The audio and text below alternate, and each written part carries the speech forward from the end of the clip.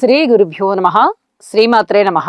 మా భక్తి టీవీని ప్రోత్సహిస్తున్నటువంటి మా ప్రేక్షకులందరికీ సంక్రాంతి శుభాకాంక్షలు తెలియజేస్తూ 12వ తేదీ జనవరి నుంచి 18వ తేదీ జనవరి వరకు గల కాలానికి రాశి ఫలితాలు తెలియచెప్పుకుందాము.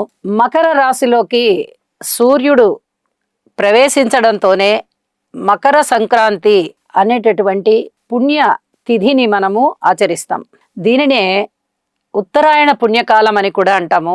స్నానానికి ప్రసిద్ధి, దానానికి ప్రసిద్ధి. ఈ ఉత్తరాయణ పుణ్యకాలంలో చేసేటటువంటి దాన ధర్మాలు అత్యద్భుతమైనటువంటి ఫలితాన్ని ఇచ్చేటటువంటి దాన ధర్మాలు. మిగతా దాన ధర్మాలు ఏవైనా కానీ కాస్త ఆలస్యంగా ఫలితాన్ని ఇస్తాయేమో కానీ సూర్యుడు మకర రాశిలోకి ప్రవేశించడం తోడనే చాలా అద్భుతమైనటువంటి స్థితి అన్నమాట. ఇది మకర సంక్రాంతిగా మనము పండుగ చేసుకుంటాము. ఈ ఉత్తరాయణ పుణ్యకాలంలో చేసేటటువంటి దానాలు ఈ గ్రహాల రీత్యా దోషాలని పరిహారం చేస్తాయి అని చెప్పి తెలియజేస్తూ, మనకి 12వ తేదీ అంటే 14వ తేదీన కానీ మకర రాశిలోకి సూర్యుడు ప్రవేశించడు. ప్రతి సంవత్సరము ఇదే జరుగుతుంది. 14 మహా అయితే 15 అంటే 14వ తారీఖు రాత్రి పూట ఒకవేళ సూర్యుడు ప్రవేశించినట్లయితే మనము 15వ తారీఖు ఉదయాన్నే స్నానాధికాలన్నీ నిర్వహించుకుంటాం అన్నమాట. ఇట్లా 14 కానీ 15 కానీ ఆ మకర రాశిలోకి సూర్యుడు ప్రవేశించేటటువంటి తిథి కలిగినటువంటిది కాబట్టే ఈ మకర సంక్రాంతికి అంత ప్రత్యేకత ఉంటూ ఉత్తరాయణం అని కూడా మనం చెప్పుకుంటూ ఉంటాము. ఈ కాలంలో చేసేటటువంటి దాన ధర్మాలన్నీ కూడా సత్వరమైన ఫలితాలను ఇస్తాయి. కాబట్టి గ్రహ దోషాలు ఉన్నవారు ఈ ఉత్తరాయణ పుణ్యకాలంలో చక్కగా నదీ స్నానం ఆచరించి మీ చేతనైనటువంటి దానం చేయండి, అధికమైన ఫలాన్ని పొందండి. రాశి ఫలితాలు తెలియచెప్పుకుందాము. ముందుగా గ్రహస్థితులు. వృషభంలో గురువుగారు, మిథునంలో చంద్రుడు, కర్కాటకంలో కుజుడు, కన్యలో కేతువు, రవి బుధులు ధనురాశిలో, ఇక శుక్ర శనులు ఇద్దరు కూడా కుంభరాశిలో, రాహు గారు మీనరాశిలో. వారాంతంలోకి 18వ తేదీకి వచ్చేటప్పటికి రవి గారి యొక్క స్థితి మకర రాశిలోకి వచ్చి ఉంది. చంద్రుని యొక్క స్థితి కన్య రాశిలోకి వచ్చింది. ఈ రెండు గ్రహాల యొక్క స్థితులు మారి ఉన్నాయి. మిగతావన్నీ యథాతథంగానే ఉన్నాయి. వాటి యొక్క సమయం ఇంకా రాశి మారడానికి రాలేదు. అయితే శని శుక్రుల యొక్క కలయిక ఇది కొంచెం అనుబంధాలని దెబ్బతీసే విధంగా ఉంటుంది. అలాగే కుజుని యొక్క 8వ దృష్టి ఈ భూమి తగదాలు, కోర్టు వ్యవహారాలు, రోడ్డు ప్రమాదాలు, భార్యాభర్తల మధ్య అనుకూలతలు దెబ్బతీయడం, ప్రేమ వ్యవహారాలు ఇబ్బందికరంగా ఉండడము, కులాంతర వివాహాలు, మతాంతర వివాహాలని ప్రోత్సహించడం ఇత్యాది వాటి మీద ఆధారపడి ఉంటుంది. ఎక్కువగా ఆ ఫలితాలు ఉంటూ ఉంటాయి. ఇక గురువు గారి యొక్క దృష్టి కేతువు మీద ఆధ్యాత్మిక చింతన ఎక్కువగా ఉండడము, పెద్దల పట్ల వినయ విధేయతల్ని చూపించడము ఇత్యాది వాటికి చాలా బాగుంటూ ధన ఆదాయాన్ని కూడా పెంచుతూ ఉంటుంది. ఈ రకమైనటువంటి గ్రహస్థితులు ఉంటూ ఉండగా రాశి ఫలితాలు ఎలా ఉన్నాయి అనేది తెలియచెప్పుకుందాము. వృషభ రాశి వారికి అత్యద్భుతమైన కాలం వెన్నాడుతూ ఉంది అని చెప్పి ఈ వారం గ్రహస్థితులు మనకి తెలియజేస్తూ ఉన్నాయి. రాశిలో గురువుగారు బాగున్నారు. తృతీయ స్థానంలో శుక్రాచార్యుల వారు బాగున్నారు. అలాగే దశమ స్థానంలో శుక్రుడు, ఏకాదశంలో రాహు, 4 గ్రహాల యొక్క ఉత్తమమైన ఫలితాలు వీరిని వెన్నాడుతూ ఉన్నాయి.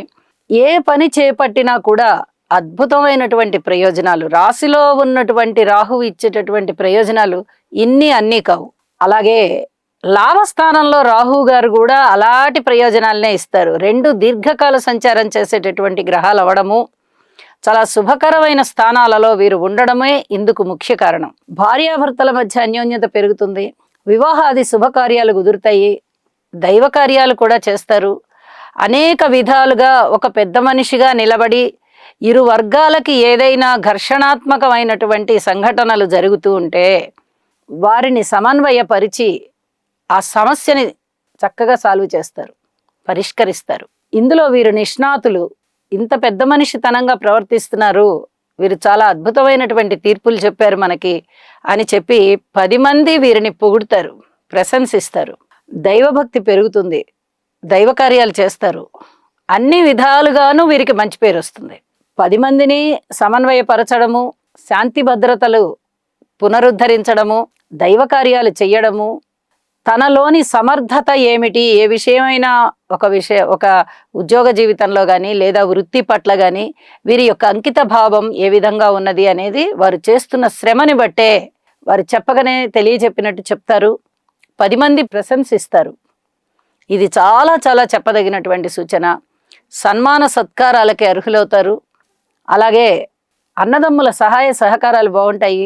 గృహంలో కూడా ఐకమత్యం బాగుంటుంది. ఉద్యోగరీత్యా ఉన్నతి ఉంటుంది. ఊహించని విధంగా లాభాలు తీసుకుంటారు. రాజకీయ నాయకులకి చాలా చాలా బాగుంటుంది. రాజకీయంగా కూడా లబ్ధి కలుగుతుంది. వృషభ రాశి వారికి పబ్లిక్ రిలేషన్స్ పెరుగుతాయి. వివాహాది శుభకార్యాలు పెరుగుతాయి. కార్మికులు, కర్షకులు, నేత పనివారు, చేతి వృత్తుల వారు ఇత్యాది వారందరికీ కూడా మానసికమైనటువంటి ఆనందం కలుగుతుంది. ఆదాయం పెరుగుతుంది. సంతానం పట్ల సంతృప్తి కలుగుతుంది. అనేక విధాలుగా చాలా చాలా బాగుంది అని చెప్పి తెలియచెప్పడం జరుగుతోంది. అలాగే వారాంతంలోకి వెళ్ళేటప్పటికీ ఇంకా ఏమన్నా బాగున్నాయా అంటే చంద్రుని యొక్క స్థితి కానీ రవి గారి యొక్క స్థితి కానీ పంచమ నవమాలలోకి వచ్చి కోణస్థితుల్లోకి వచ్చి ఉన్నప్పటికీ అంతగా వృషభ రాశి వారికి అయితే ఏమి మంచి ఫలితాలు అయితే కనిపించబోవడం లేదు. కానీ వార ప్రారంభంలో ఉన్నటువంటి ఫలితాలే చాలా అద్భుతంగా ముందరికి వెళ్తున్నాయి, సత్ఫలితాలను ఇస్తున్నాయి అని చెప్పి తెలియజేస్తూ అమ్మవారి యొక్క నామాన్ని ఉచ్చరించండి లేదా స్తోత్ర పారాయణాలు చెయ్యండి. నవగ్రహ స్తోత్రాలు కూడా పఠించండి. మీకు అద్భుతమైనటువంటి భవిష్యత్తు ఇంకా ఇంకా కొనసాగబడుతుందని చెప్పి తెలియజేస్తూ శుభం. రాహుగ్రహం యొక్క అనుకూలత కొరకు అర్ధకాయం మహావీరం చంద్రాదిత్య విమర్దనం సింహికా గర్భసంభూతం తం రాహుం ప్రణమామ్యహం.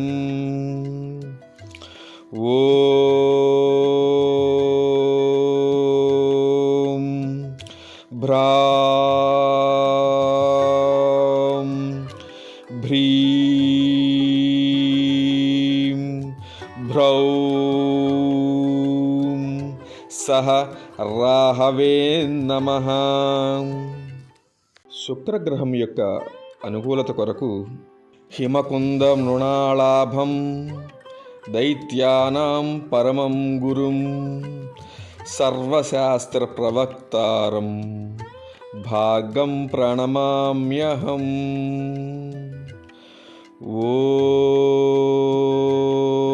ఓం ద్రాం ద్రీం ద్రౌం సహ శుక్రాయ నమః.